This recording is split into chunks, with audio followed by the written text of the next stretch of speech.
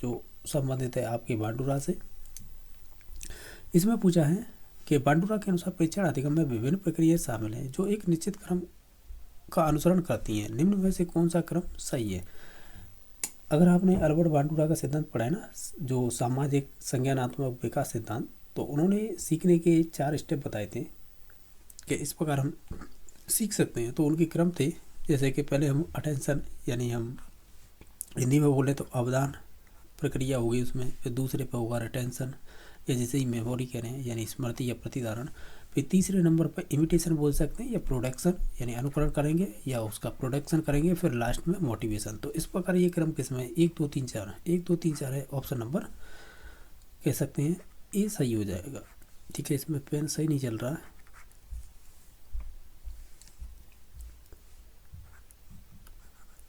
एक सेकंड।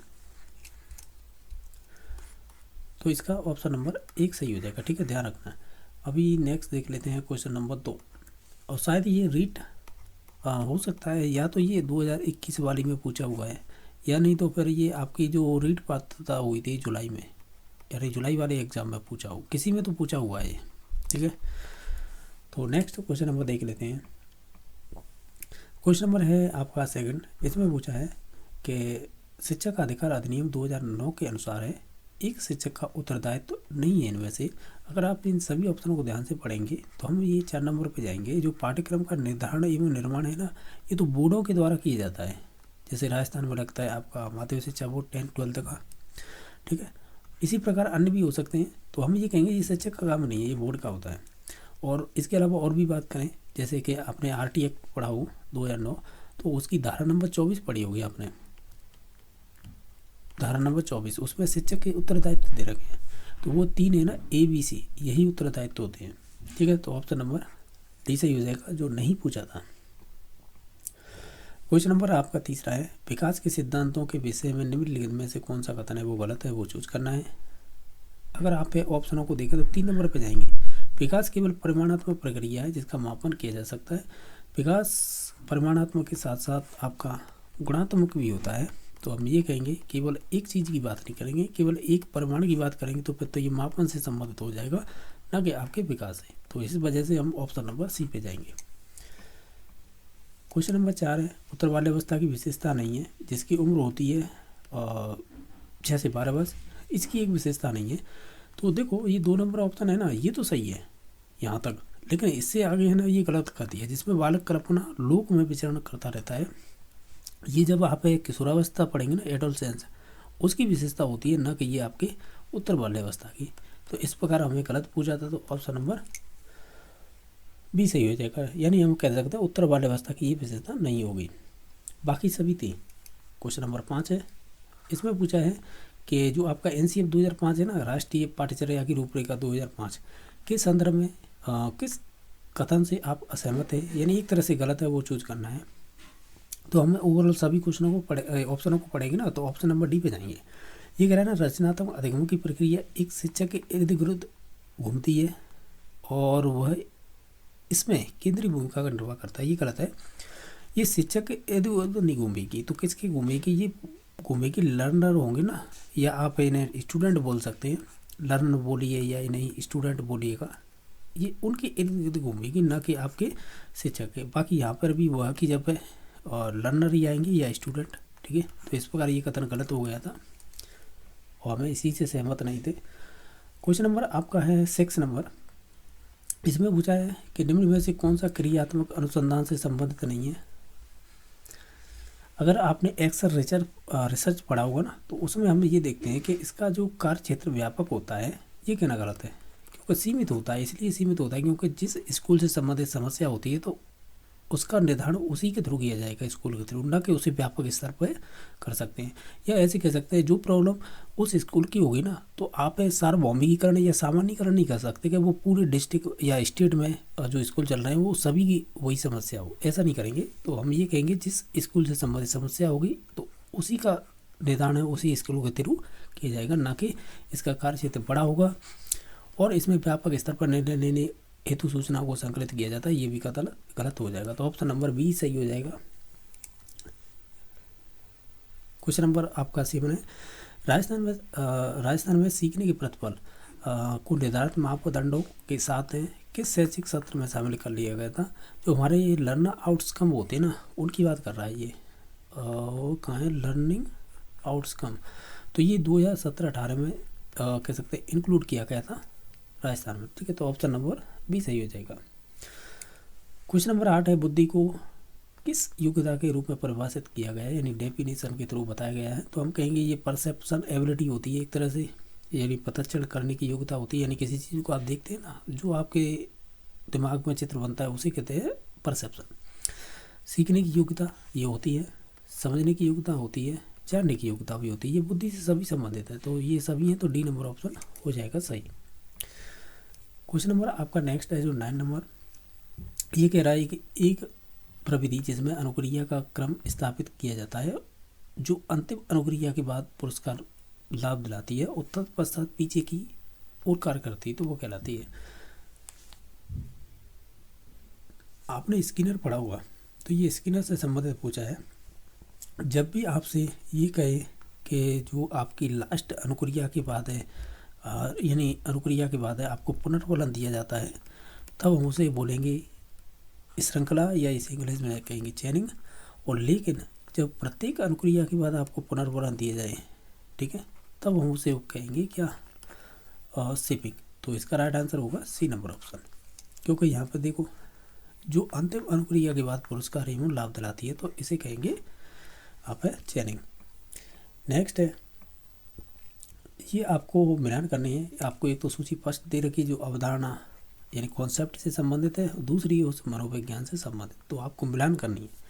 तो मानसिक आयु है, ये सब दिया था आपके अल्फर्ट बिने से संबंधित हो जाएगा। बुद्धि लब्धि है, वैसे तो टर्मन का नाम आता है, लेकिन टर्मन ऑप्शन में है नहीं, तो इसके सहयोगी हुए थे स्टर, इससे संबंधित हो जाएगी। मानसिक परीक्षण की बात करें तो ये आपके कैटल से संबंधित हो जाएगी, और बाकी चतुष्ट समीकरण है, ये आपके संबंधित हो जाएगी स्पीयरमैन से। तो इस प्रकार देख लीजिए किस ऑप्शन से संबंधित है। तो ये कहीं ना कहीं पहले का दूसरा और दूसरे का पहला, यानी 2-1 किस में, ऑप्शन नंबर बी में, क्योंकि बाकी पर 4 और 3 आप देख लीजिए इसी प्रकार होंगे। इस स्पीयरमैन को ध्यान रखिएगा, इससे बार बार क्वेश्चन बनता है। 1904 में इसने 2 बुद्धि के प्रकार बताए थे, एक तो जी कारक, एक एस कारक, एक बीच में और कारक जोड़ा था जिसे बोलते हैं ग्रुप फैक्टर। ठीक है, यानी जी का मतलब होता है जनरल फैक्टर, एस का मतलब होता है स्पेसिफिक फैक्टर। तो ये 3 कारक हो गए ना, यानी पहले तो 2 का फैक्टर थ्योरी दी थी, इसे तो 2 कह रहे थे, ये ग्रुप जोड़ दिया तो 3 हो गए। फिर इन्होंने कुछ और चीज़ जोड़ेगी जिसके आधार पर इसे चतुष्ट समीकरण कह रहे हैं, जैसे टेट्राड इक्वेशन बोलते हैं। तो ध्यान रखना है, ये भी क्वेश्चन बन जाता है। हालांकि रीड जैसी परीक्षाओं में तो यही क्वेश्चन बने हैं यहाँ तक 3 फैक्टर को लेकर। ये आपके शायद हो सकता है सितंबर 2021 में परीक्षा हुई ना, उसमें भी पूछा हुआ है, जिसमें आपके 2 ये दे रखा था क्वेश्चन, शायद ऐसा ही था कि जो स्पीयरमैन ने उसने कितने कारक बताए थे, तो ऑप्शन दे रखे 2 कारक, 3 कारक, 4 कारक, एक और ऑप्शन था, तो उसमें 2 और 3 दोनों ही राइट आंसर माने थे, इस वजह से कह रहा हूँ। ठीक है, बाकी है ये वाला क्वेश्चन है ना, यानी जो जी फैक्टर, एस फैक्टर और ग्रुप फैक्टर, जो पीटीआई होती है, ये राजस्थान कर्मचारी चयन बोर्ड के द्वारा परीक्षा करवाई गई थी, शायद 2018 की परीक्षा थी, उसमें 3 फैक्टर के नाम से ये क्वेश्चन बन चुका है, तो इस वजह से कह रहा हूँ। ठीक है, तो ये ध्यान रख सकते हैं क्योंकि बार बार रिपीट हो जाते हैं इस प्रकार के क्वेश्चन। क्वेश्चन नंबर है 11वां, इसमें पूछा है कि निम्न में से किस अवस्था को अभिप्रेरणा की सर्वोत्तम अवस्था के रूप में समझा जा सकता है। तो हम ओवरऑल सभी ऑप्शनों को पढ़ेंगे, तो हम कहेंगे जिससे ऊर्जा मिलती है और व्यवहार को दिशा भी मिलती है, तो ऑप्शन नंबर डी सही हो जाएगा। और क्वेश्चन नंबर नेक्स्ट देख लेते हैं।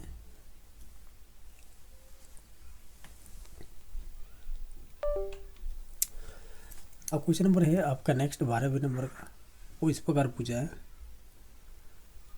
कि फ्रायड के अनुसार माता पिता के आदेश की अवज्ञा जैसे निषेधात्मक व्यवहार किस अवस्था में अत्यधिक प्रकट होते हैं।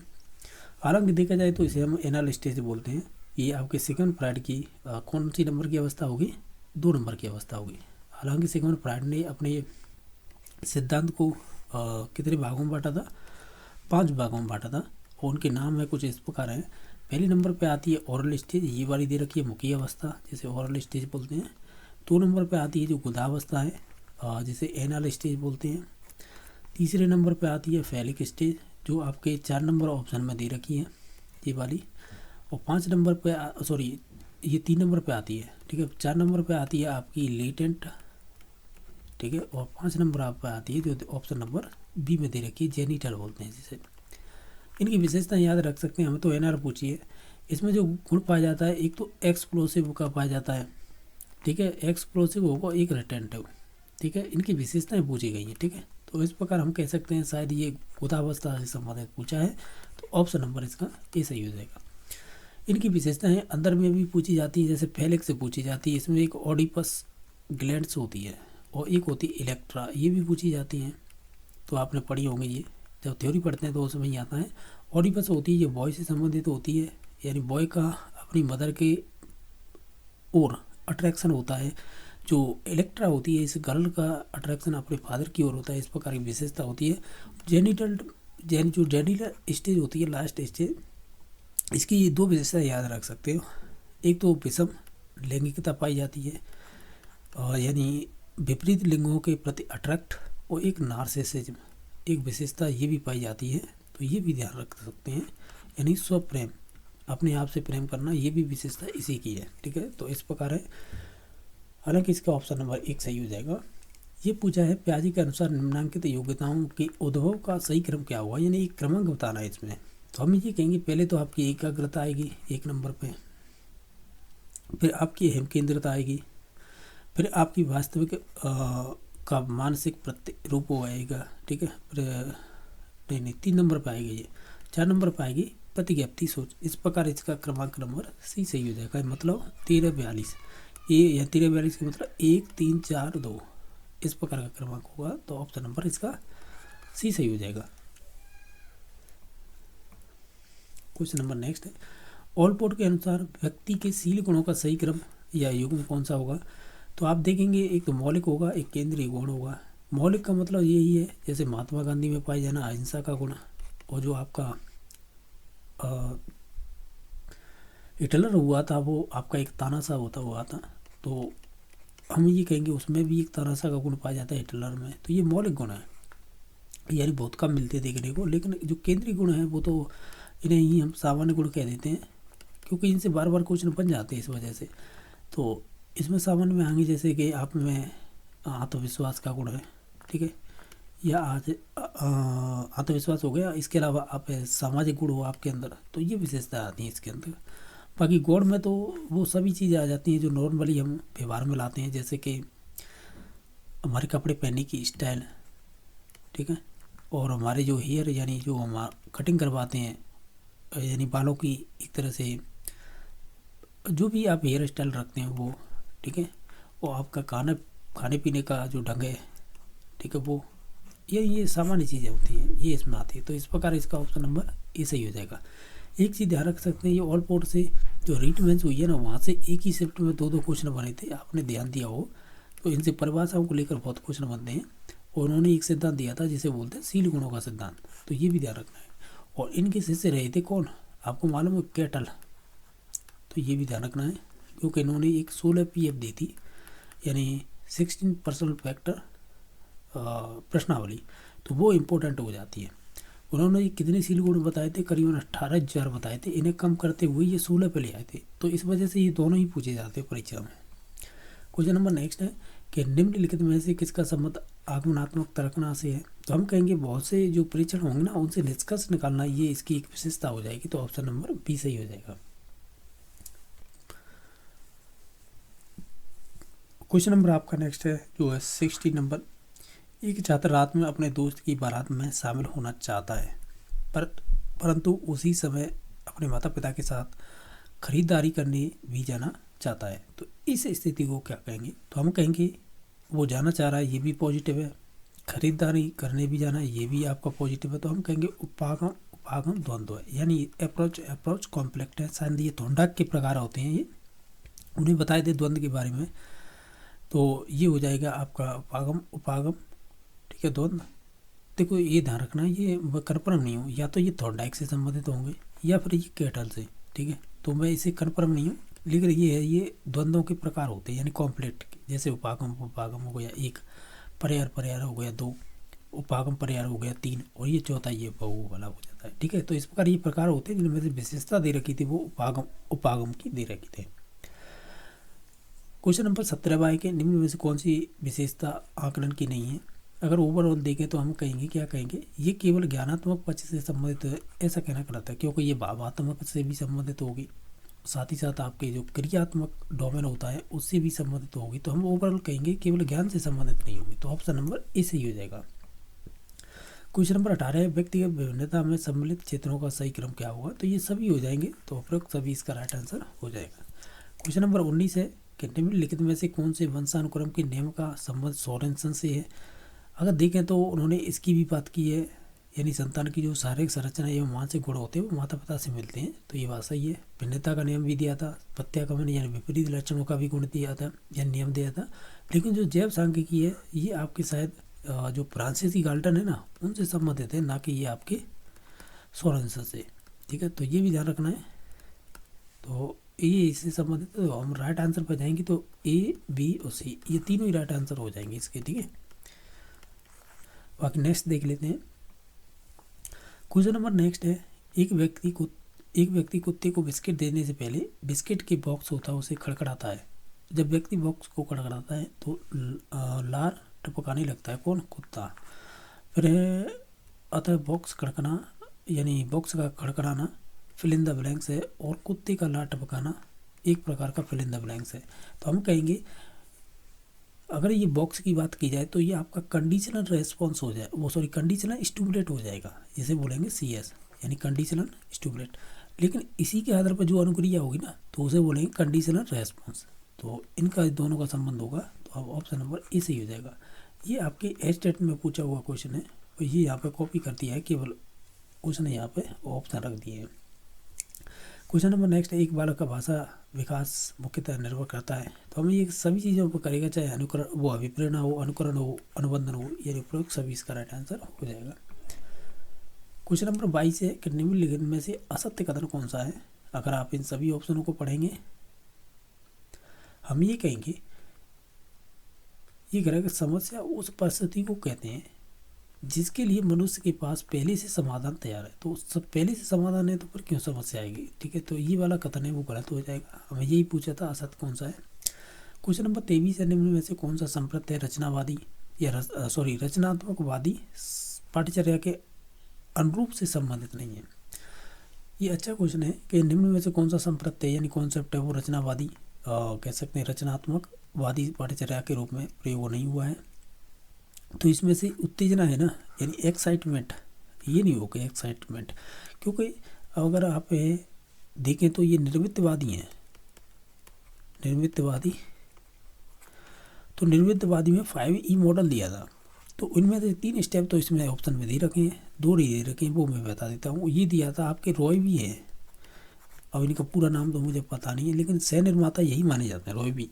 NCERT बुक पढ़ेंगे उनमें दे रखा है ये साइकोलॉजी की। ठीक है, तो इसमें से देखो जो ऑप्शन जैसे एक्सप्लोर, एक्सप्लेन, इलाबोरेट या एलिबेट बोलते हैं, तो हम ये कहेंगे इसमें से 2 स्टेप छूट रहे हैं। एक तो छूट रहा है आपका एंगेज, ठीक है, दूसरा छूट रहा है एलाबोरेट। तो आप देखेंगे ये 5 स्टेप हो गए, 1 2 3 4 5, ये 5E मॉडल कहलाते हैं। ये निर्मितवादी है ना उनसे संबंधित है, वही है रचनात्मक का मतलब वही है निर्मितवादी। तो ऑप्शन नंबर इसका जो संबंधित नहीं था हमें पूछा था, तो ऑप्शन नंबर सी सही हो गया। ये कह रहा है 24 नंबर क्वेश्चन, प्रतिभाशाली बालकों की पहचान करने के लिए हमें सबसे अधिक महत्व देना चाहिए। तो हम कहेंगे जो भी ऑब्जेक्टिव टाइप क्वेश्चन होंगे तो उन्हें देना चाहिए, यानी ऑब्जेक्टिव जो भी टेस्ट होंगे। और साथ ही साथ आप ध्यान रखना ये आपके रीट 2016 में पूछा हुआ क्वेश्चन है, और वो भी लेवल 1 में। नेक्स्ट क्वेश्चन नंबर 25 है कि निम्नलिखित में से कौन सी विशेषता मुख्यतः अवधान कमी संबंधी विकार ग्रसित बालक की नहीं होकर डिसलेक्सिया से संबंधित है। तो ये हो जाएगी शब्दों में अक्षरों की स्थिति उलट-पुलट कर देना। हालांकि देखा जाए, देखो ये जो क्वेश्चन पूछा है ना, कैसे पूछा है, अगर आपने रीट L1 2018 का क्वेश्चन पेपर देखा हो तो उसका पहले ही क्वेश्चन था ये जो दे रखा है इसमें। लेकिन ये जो विशेषता है ये डाली है ना, ये डाली है रीट L1 2016 के क्वेश्चन आया था, उसमें उसकी एक विशेषता यहाँ पर डालती है। ठीक है, यानी क्वेश्चन तो उठा लिया इन्होंने 18 का, ऑप्शन डाल दिया है 16 का। ठीक है, तो इसका ऑप्शन नंबर ए सही हो जाएगा। बाकी नेक्स्ट देख लेते हैं कि इनमें से कौन सी मंद बुद्धि बालक की विशेषता नहीं है। अगर आप देखेंगे सभी को तो हम कहेंगे शैक्षणिक रूप से पूर्णतः अशिक्षण ही हो, ऐसा कहना गलत होगा। बाकी सभी विशेषताएं आपके मंद बुद्धि बालक से संबंधित हैं। क्वेश्चन नंबर 27 है, निम्न में से कौन सी प्रबलन की प्रस्तुति का संबंध है सकारात्मक दंड से है। अगर आप देखेंगे तो हम कहेंगे व्यवहार को कम करने के लिए एक अप्रिय उद्दीपक की प्रस्तुति करना, ये आपके कह सकते हैं सकारात्मक दंड से संबंधित हो जाएगा। क्वेश्चन नंबर आपका 28 है, अधिगम की विशेषता इनमें से नहीं है।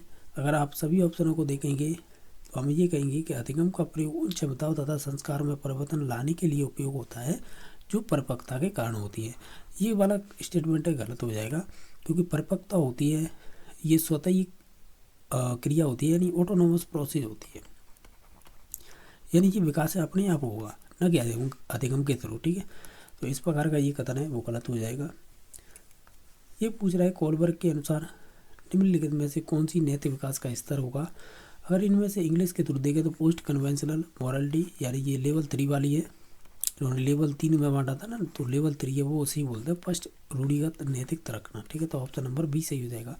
बाकी ऑप्शनों की बात करें तो ये सभी तीनों ऑप्शन है ना ए सी डी, ये आपकी प्याजी से संबंधित हैं। ठीक है, तो ये भी ध्यान रखना है।